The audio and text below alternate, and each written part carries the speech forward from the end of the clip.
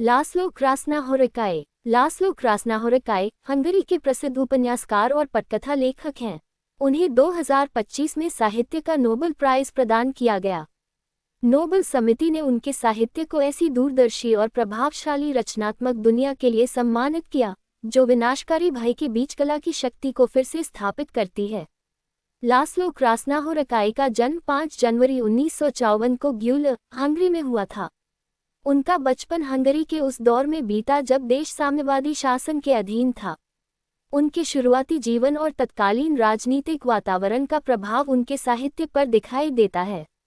उन्होंने university of Joseph अटिलर और बाद में यूनिवर्सिटी ऑफ बुडापेस्ट में कानून तथा साहित्य का अध्ययन किया।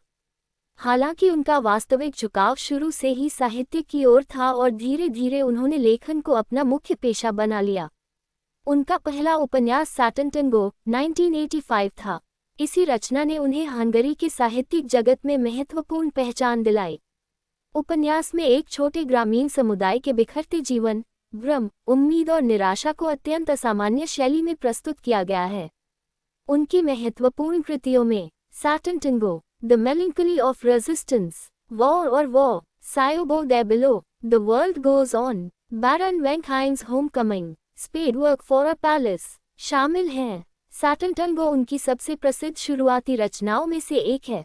इस उपन्यास में एक अलग थलग ग्रामीण समुदाय के लोग एक ऐसे व्यक्ति की वापसी की प्रतीक्षा करते हैं जिसे वे लगभग उद्धारकर्ता मानने लगते हैं।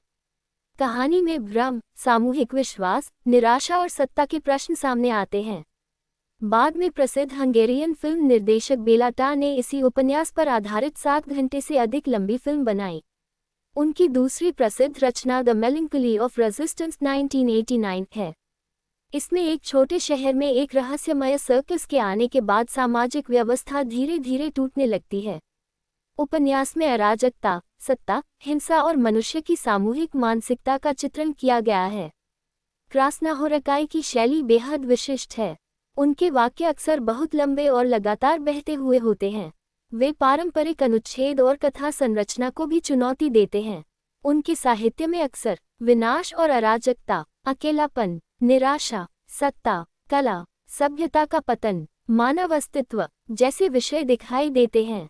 उनकी दुनिया अक्सर अंधकारपूर्ण होती है, लेकिन उसमें कला और सुंदरता की संभावना पूरी तरह समाप्त नहीं होती। क्रास्नाहोरकाई ने फिल्म निर्देशक बेला टा के साथ लंबे समय तक सहयोग किया।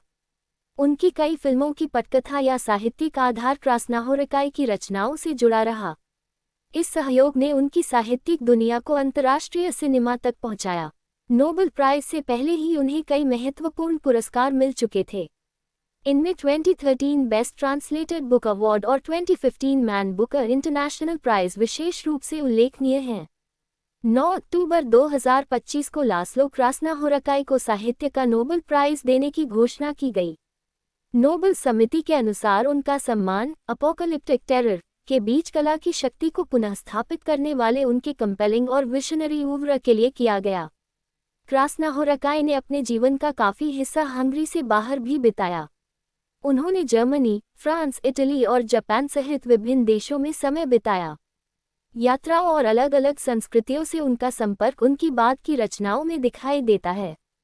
लास्लो क्रास्नाहोरकाई की सबसे बड़ी साहित्यिक विशेषता यह है कि उन्होंने लंबे, प्रवाहपूर्ण वाक्यों और अत्यंत गहन वातावरण के माध्यम से निराशा, अराजकता और मानव अस्तित्व की जटिलता को साहित्य में रूप दिया। उनके साहित्य में दुनिया भले ही टूटती हुई दिखाई दे, लेकिन कला और सुंदरता मनुष्य के लिए अर्थ खोजने का अंतिम माध्यम बनी रहती है।